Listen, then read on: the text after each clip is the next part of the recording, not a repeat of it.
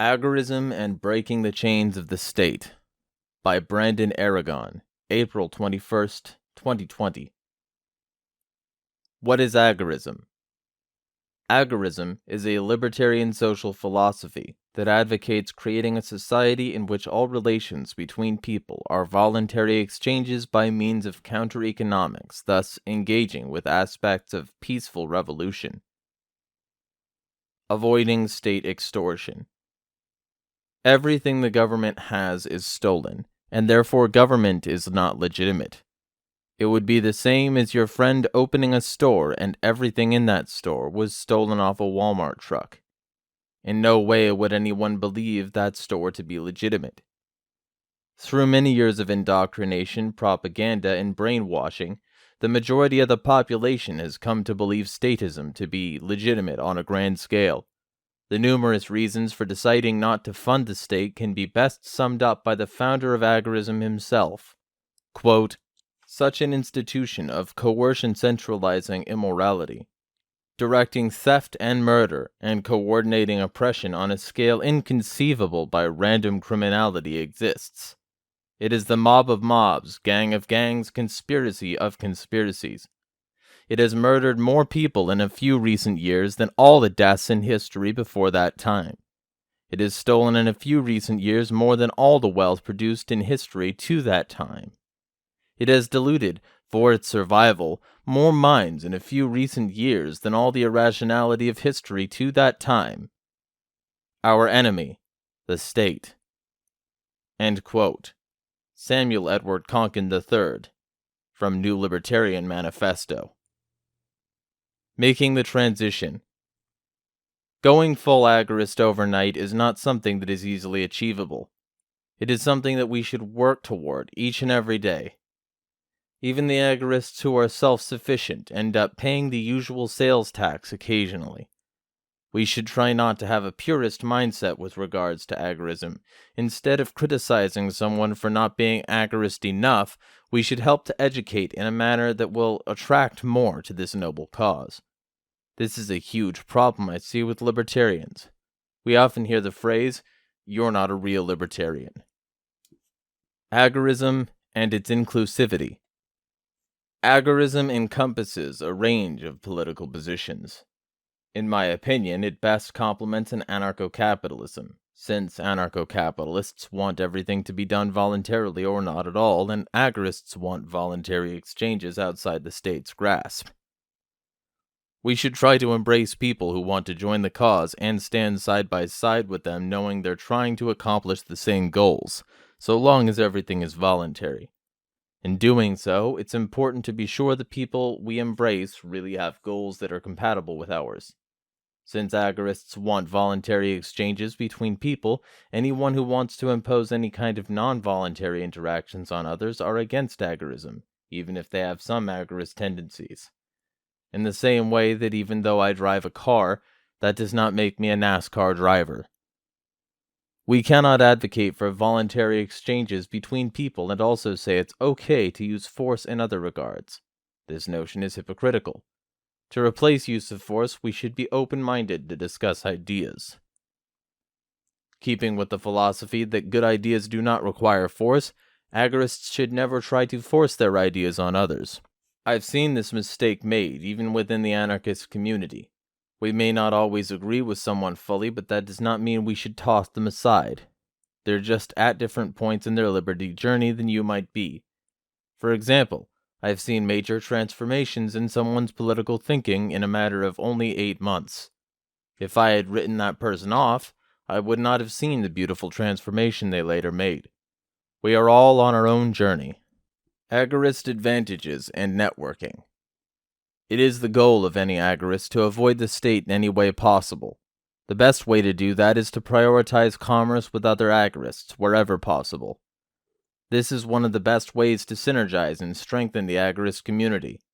When you do business with agorists, you're sidestepping licensing, taxes, and perhaps even fiat currencies. Also, transaction records of buying and selling goods or services will not be reported. This is a great way to hide income and evade extortion. This process builds trust in the agorist community. Additionally, Agorists will be able to outcompete others who are supporting a violent state via taxes and other extortion fees. All the fees that would have been given to the state stay with the agorist businesses, or the businesses pass all the savings from these fees to their customers. These customers in turn will see the benefits of counter-economics if they are aware of the fact that the business is in fact engaging in such, like having less red tape, for instance. We can enlarge the counter-economy through underground networking and marketing. Eventually, this will lead to the creation of an economic zone where every transaction excludes force and state intervention from the equation. The people who decide not to get licenses, record sales, use government notes, or follow regulations will save more value than the people who are following said, quote, laws. Once an agorist is included in every transaction from start to finish, the counter-economy will be in full bloom. With all tax eliminated, there would be a drastic decrease in prices. For example, a business that gathers raw materials for other companies has a plethora of taxes and regulations, from property tax to transportation taxes, including fuel taxes, and later sales tax, etc. This goes all the way down the line, from those who gather the raw materials to manufacturers, distributors, vendors, and later customers. Wealth is constantly being extorted from one step to another. This is a substantial amount of savings that a business will have, giving smaller businesses the ability to compete in corporatist markets. This is why it is so important to connect the counter-economy. Aliases and encryption. Quote, if you're a famous smuggler, you're not doing it right. Game of Thrones quote. Having an alias is important to conceal your identity as much as possible. For the same reason, it's important to use encrypted email like Proton Mail, encrypted cloud like Digoo, and text messaging like Signal, as well as VPNs and the Brave web browser. Decrypt, which is a media outlet for news in the cryptocurrency space, released an article on 4/2020 titled Bitcoin Cash-Powered Message System Promises Unbreakable Encryption. Dubbed BCH Encrypt, it should work like email encryption, encrypting and decrypting through emails and private keys. Anyone will be able to encrypt their messages with their Bitcoin Cash addresses. This is in the wake of the Earn It Act, which would basically eliminate end-to-end encryption. Jeremiah Harding, an Agorist Nexus writer and journalist, talks more about the Earn It Act and government's attack on encryption in this Agorist Nexus article, Easy Privacy, 5 Apps for State Evasion and Subterfuge. And for more on encryption and other apps, see this Nexus article, Hacks for a Modern-Day Agorist, by Lily Forrester. Cryptocurrency's ever-changing landscape. While some of the coins mentioned in this article look strong today, have good fundamentals and great communities, the cryptocurrency landscape can change dramatically. It is extremely volatile. Any opinions on these cryptocurrencies today could change at a later date. Cryptocurrencies. Voluntary peer-to-peer money. Cryptocurrency has revitalized the Agorist movement, making it possible to easily exchange value quickly and electronically. All this without having to use a fiat currency stained with blood or carrying many ounces of silver or gold that are not easily divisible. It solves the shortcomings of gold and silver as far as carrying amounts of metal that aren't easily divisible, not easily verifiable, and avoids use of fiat currencies stained with blood. The whole Bitcoin maximalist argument, which is that we should only keep crypto as a store of value, is complete nonsense, along with the argument that they're saving crypto by using fiat. What we need to do instead is to exchange fiat to crypto and then spend the same amount we would have anyway. Anytime someone uses crypto instead of using dollars, it's a win against the state. If you earn money in fiat currencies, as most of us do, you can convert the fiat into crypto as needed. This way you'll avoid massive price volatility for payouts. It's also a good idea to hold cryptos as a hedge against collapsing fiat currencies. With the interconnected nature of the modern state finance, it's entirely possible that multiple currencies could collapse at the same time. As agorists, we should all use cryptocurrency in our daily lives. This is one of the best ways to fight the state and take away their monopoly on money. The importance of the state's control of our money should not be underestimated. Privacy coins will be a huge deal with the counter economy, reducing even further the state's visibility into private exchange. Sadly, we are already seeing governments attack privacy coins, and many of them are being delisted from exchanges across the globe. The state attack on privacy coins only proves that the states fear that they do in fact work. This is why decentralized exchanges will be paramount.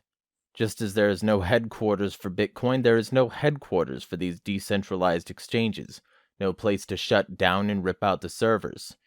It's vitally important that there be somewhere to trade freely with each other without having to provide identification or know your customer, as with centralized exchanges like Binance. Other alternatives are also available for preserving privacy. One such is local.bitcoin.com, which is a private peer-to-peer platform offering many different ways to buy and sell Bitcoin Cash, as well as a marketplace for goods and services. Cryptocurrency and privacy. Financial privacy is extremely important in avoiding state extortion, and some of the best ways of doing this are through cryptocurrency privacy features, or pure privacy coins. Some coins are better geared for privacy than others, like Monero. In the current times, it's worth really getting an understanding of the projects geared toward increasing privacy. Bitcoin as it stands today isn't nearly as geared for privacy as other cryptos for a few reasons, relating to things like the fact that the ledger of transactions is public and you can track things like IP address to source transactions. Monero XMR. Monero is my number one privacy coin at the moment. Monero gives anyone using it plausible deniability. The Monero wallet address of the recipient never appears, nor the amount sent. The sending address is ambiguous. With the sender, you have something called ring signatures. Essentially, 10 other output addresses are pulled into the transaction, one of the 11 being the sender's one-time output address. When looking at this transaction on the public ledger, one would not know which of the 11 sent that transaction. This is programmed right into Monero's code, without the need for mixers or any collaboration. When reviewing the transaction, that same output address could easily appear in other transactions in the ring signature, making it easy for you to deny that you had ever sent a transaction. It will probably be beneficial later on for the ring signatures to be bigger and have more than 11 addresses. On Monero, your wallet address will never appear on the blockchain. All transactions on the blockchain are generated one-time addresses, and these appear in ring signatures and are signed for. A significant downside of Monero is its ever-increasing lack of liquidity because exchanges are no longer accepting Monero due to it being a regulatory compliance risk. This means that the privacy features work. Ethereum. ETH. Nightfall is a privacy feature hopefully coming to Ethereum in the near future. Nightfall will let you build a mathematical proof called a zero-knowledge proof, ZKP, to make private transactions on the Ethereum blockchain. ZKP is a cryptographic method in which the sender can prove something without revealing sensitive information, which will still be done on the public Ethereum blockchain. Bitcoin Cash, BCH. The main privacy feature for BCH today is Cash Shuffle. Cash Shuffle is a fully decentralized coin mixing protocol that shuffles your Bitcoin Cash with other network participants, making it extremely difficult for blockchain forensic analysts to decipher transaction histories. BCH Cash Fusion Upgrade. To explain this upgrade, I first need to explain UTXOs, unspent transaction output. Just think of them as outputs referencing the counterparty's transaction. With Cash Shuffle, the UTXOs are the same. In Cash Fusion, the input amounts will not equal output amounts. Tracing chain analysis goes from extremely difficult to nearly impossible. Private tokenized stock markets. Yeah, you heard that right. Private tokenized stock markets. On the ETH and BCH blockchains, any person can create a token called an ERC20 token on Ethereum and an SLP token, Simple Ledger Protocol, on Bitcoin Cash instantly, without regulation or permission, that acts like a stock, currency, loyalty points, or certificates. Good luck getting that kind of turnaround time filing with the SEC. They can have fixed amounts or issue new tokens, all of which are transparent on the chain and easy to understand without rummaging for hours through ETF or other investment paperwork. They or a third party can give out dividends, rewarding all holders based on their share of tokens. The possibilities are truly endless, with all sorts of features being developed on a variety of different token chains. Tokens can also be used to track regular assets and who holds possession of each asset. Decentralized Companies, DAOs. On the Ethereum blockchain, you can have entire companies that are decentralized, and none of the employees could know each other. The creators of the company can set up bounty-like rewards to provide incentives for task completion, with smart contracts automatically paying out for those tasks. I definitely foresee some agorists utilizing DAOs in the future. Seasteading and agorism. Ultimately, the best way to evade the state of all taxes and licensing will be with seasteading. Having free, sustainable societies on the open ocean will be one of the most satisfying things to see in this lifetime. Different seasteading communities will compete for a populace embracing the best set of rules or having a dwindling population for horrible ones. Communities with zero tax and no regulations could develop technologies that could miraculously increase standard of living in every field and category. These communities could set an example for the mainland, much as Hong Kong did for China, hopefully loosening the chains for humanity and eventually breaking them completely. The only drawback of seasteading currently is the high cost required to do so, even on a small scale, which it looks like Chad and Nadia Elwartowski will solve with the ocean builders. Proven track record of agorism. Instead of placing emphasis on fighting the system like many get stuck on, it's more about making the current system obsolete. I want to add that agorism has a proven track record of being a major part in the takedown of the Soviet Union. Gorbachev blames the downfall on the Chernobyl nuclear disaster. Of course, he would not give any credit to the black market. While Chernobyl's devastation had great effect and should not be underestimated, and was the final nail in the coffin, the Soviet shadow economy was mainly responsible. The growth of the shadow economy was so great that the Soviets tried to reform it heavily to gain back massive funds from being deprived from the state. Conclusion. The agorist community must network and gain strength. Support other agorists in their endeavors, even if it's just by word of mouth or a quick click of the button through a share. One of the best ways to spread agorism is to live the lifestyle and to share what you do. Create your own food sources and guide others with theirs. Instead of picking something up from Walmart or Amazon, we should first seek agorist alternatives. It's time to rid any and every theft, aka tax, from our lives. Slowly teach and influence people who you find out have some interest in liberty about agorism. Now is the time to spread the agorist lifestyle in any way possible.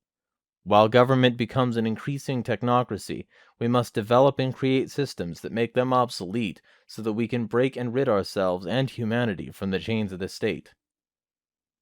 End article.